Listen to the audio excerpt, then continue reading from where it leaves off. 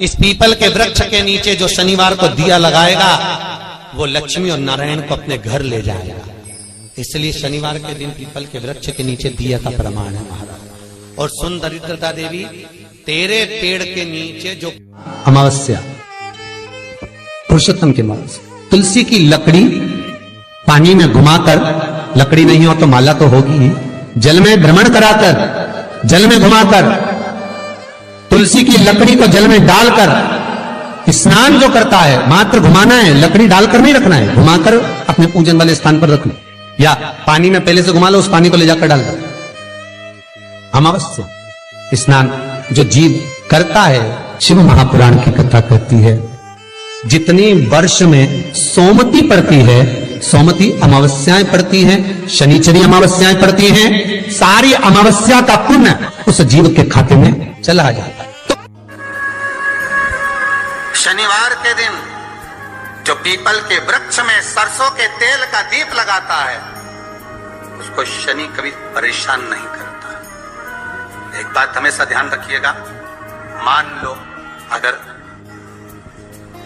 कोई भारी रोग ऐसा शनि महाराज के कारण हो गया हो, अच्छे काम करते करते उल्टे हो रहे हैं, होते हैं किसी किसी के साथ में, विपरीत परिस्थितियां आ जाती है, अच्छा करने जाओ बुरा हो जाता है, अच्छा कर्म करने जाओ बुरा हो जाता है। तो पीपल के वृक्ष की जो छाल होती है, छाल देखिए, पीपल के वृक्ष में जो छाल लगी होती है, उस छाल को घिसकर चंदन बनाकर भगवान शंकर का स्नान कराकर, अभिषेक कराकर, पूजन कराकर, पूजन कराने के बाद में पिपलेश्वर महादेव का नाम लेकर, कौन से महादेव?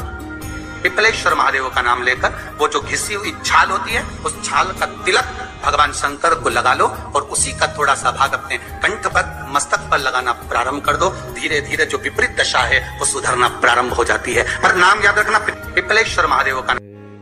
राजकन्या का एक नियम सबसे प्रबल था, सबसे प्रबल नियम था राजकन्या का, कि वो शंकर के मंदिर के पुष्प को उठाकर उन्हीं पुष्प की माला बनाकर, उन्हीं पुष्प का श्रृंगार बनाकर शंकर को पिना देती थी, शिवलिंग का श्रृंगार कर देती उसी पुष्प से।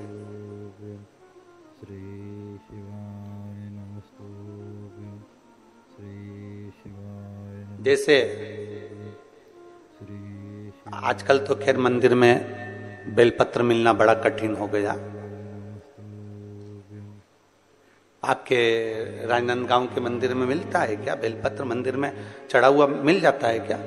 आजकल तो बहुत कठिन हो गया, लोग चढ़ाते हैं और उठा के ले जाते हैं, बहुत मुश्किल हो गया। यदि भूलवश भी अगर कोई व्यक्ति मंदिर में बेलपत्र चढ़ा हुआ है और बेलपत्र उसने एकत्रित कर लिया मंदिर के अंदर ही, और मंदिर में बेलपत्र एकत्रित कर कर धागा लिया और उस कच्चे धागे में, उस कच्चे धागे के अंदर अगर उस बेलपत्र की डंडी को पीछे से उसने एक एक साधारण सी गांठ लगाकर उस बेलपत्र की माला को सिद्ध कर लिया, हल्की सी कच्चे सूत की गांठ लगाते लगाते मंदिर की चढ़ी हुई बेलपत्र को, शंकर पर चढ़ी हुई बेलपत्र को, शंकर की चढ़ी हुई बेलपत्र को ही उसने गांठ लगाकर जब माला सिद्ध कर ली और सिद्ध कर कर अगर वही माला भगवान शंकर को अर्पित कर देती है तो कहते हैं कि हमारा फिर पुनर्जन्म होता ही नहीं है, इस संसार सागर से हमारी मुक्ति हो ही जाती है, पुनर्जन्म से हम छूट जाते। जैसे जगत गुरु शंकराचार्य जी कहते हैं पुनरपि जननम पुनरपि मरणम, उस प्रपंच से छुटकारा।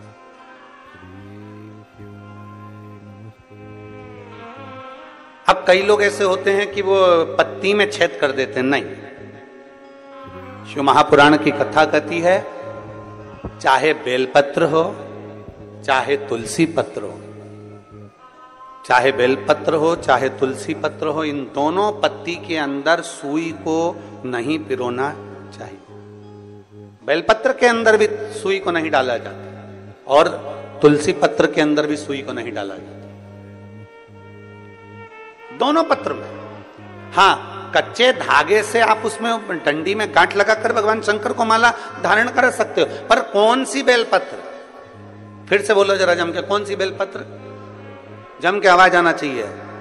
जो शंकर भगवान पर चढ़ी हुई है वही बेल धोया, माला सिद्ध करी और वही माला मेरे देव अधिदेव महादेव को समर्पित कर दी। वही माला शिव को चढ़ा हुआ पुष्प शंकर को वापिस समर्पित, शंकर का बेलपत्र शंकर को वापिस समर्पित, तेरा तुझको अर्पण, क्या लागे मेरा, मेरा है क्या।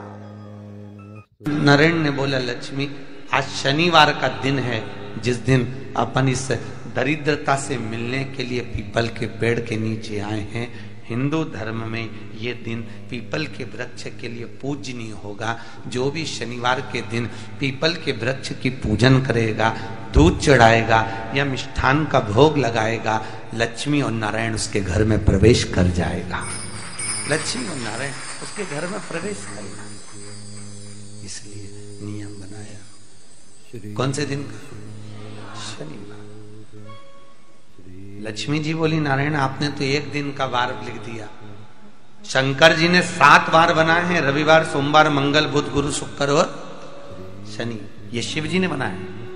अब एक दिन आपने अपना बना लिया, बाकी के दिन अगर कोई इस पीपल के वृक्ष के नीचे आएगा और यहां तो दरिद्रता बैठी है, तो उसका क्या होगा।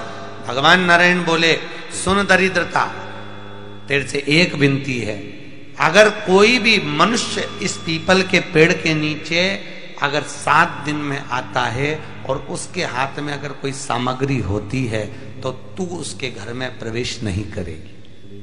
नियम है पीपल के वृक्ष का, या तो पानी का लोटा लेकर जाओ, कुंकू का चोपड़ा लेकर जाओ, शक्कर लेकर जाओ, या पेड़ के नीचे चींटी को डालने के लिए आटा ले जाओ, पर खाली हाथ पीपल के वृक्ष के नीचे कभी मत जाओ, कभी नहीं। खाली हाथ जाओगे तो दरिद्रता तुम्हारे घर में प्रवेश करेगी।